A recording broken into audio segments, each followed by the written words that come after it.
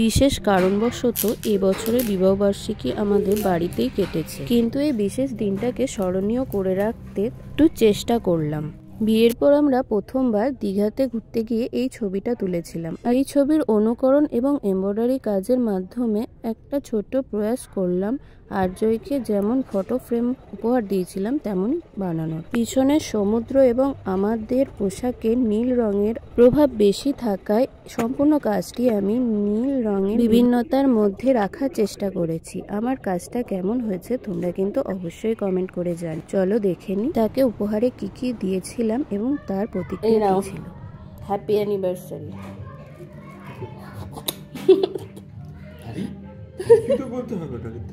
আচ্ছা, পুরোটা খোলো ভালো করে। ওটা দেয়ালে টাঙানো। কেমন হয়েছে? ভালো হয়েছে। ভালো হয়েছে।